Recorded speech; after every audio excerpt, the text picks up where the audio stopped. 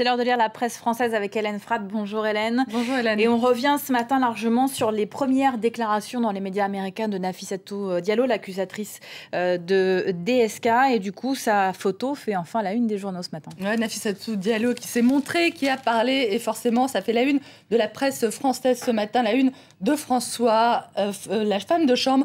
C'est elle, les journaux qui paraissent soulagés de pouvoir enfin donner un visage, une voix à la femme qui accuse l'ancien patron du FMI d'avoir tenté de la violer. À voir également à la une du Parisien avec ce titre, son visage, sa voix, sa version, une première apparition qui malgré tout ne permet pas de lever l'ambiguïté sur cette jeune femme, mère courage pour les uns, affabulatrice pour les autres. Cette offensive médiatique, quelques jours avant la comparution de DSK devant la justice, aurait pour objectif, selon Libération, de mettre le procureur de New York sous pression de le dissuader d'abandonner les poursuites. Une stratégie qui serait orchestrée par l'avocat de Nafissatou Diallo, Kenneth Thompson, qui aurait aussi confié qu'il veut désormais déclencher une action au civil contre DSK. C'est un procès qui pourrait aller à son terme, même si les poursuites pénales sont abandonnées, qui pourrait permettre à Nafissatou Diallo de récolter éventuellement d'importantes indemnités. Libération qui dit ce matin aussi son malaise face à ce nouvel épisode, c'est-à-dire du côté de l'édito de Libération, comment cette nouvelle apparition apparaît comme une nouvelle mise en scène après les images de DSK menottées pour répondre cette fois à la campagne de presse qui a mis à mal la crédibilité de Nafissatou Diallo. Dans la presse française, on revient également ce matin sur la double attaque de vendredi dernier à Oslo.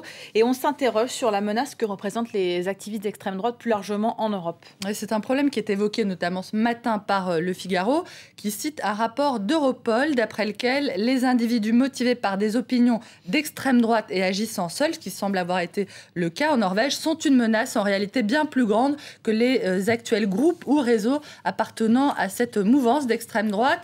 Le plus grand danger viendrait de cette stratégie de résistance sans leader qui a été pensée dans les années 70 par l'extrême droite américaine et qui aurait repris du poil de la bête face à l'apparition d'Al-Qaïda. À voir toujours sur ce sujet, Hélène, l'analyse que fait de ce phénomène le chercheur Nicolas Lebourg dans le journal Le Monde. Il nous explique que c'est Joseph Tomasi, le fondateur d'un groupuscule néo-nazi aux États-Unis, qui a évoqué le premier que le défenseur de la race blanche, je cite, doit agir comme un loup solitaire pour éviter ainsi tout risque de fuite ou de trahison.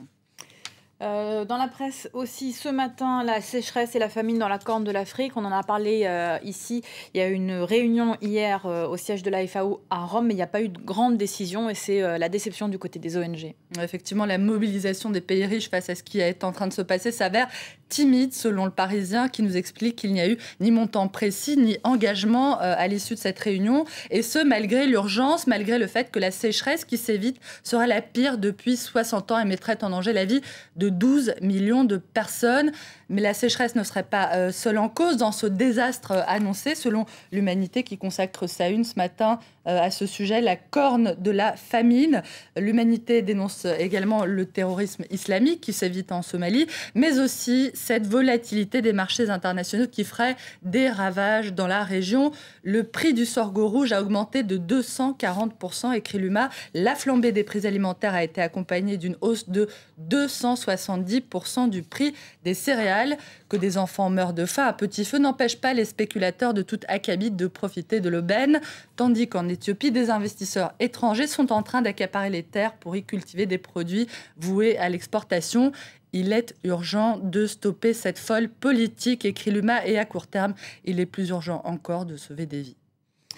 En France, le ministère de l'Intérieur a publié la liste des métiers accessibles aux immigrés. C'est une liste réduite.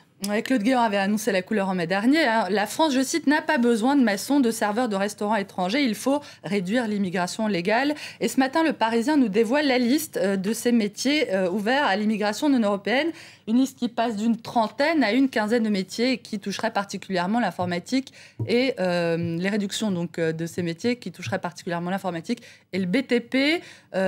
Claude Guéant persiste et signe donc, mais certains syndicats parlent ce matin d'un écran de fumée puisque cette mesure concernera en réalité très peu d'immigrés. Pour terminer, Hélène, je vous propose la petite info de fin de revue de presse qu'on a lue dans Le Figaro.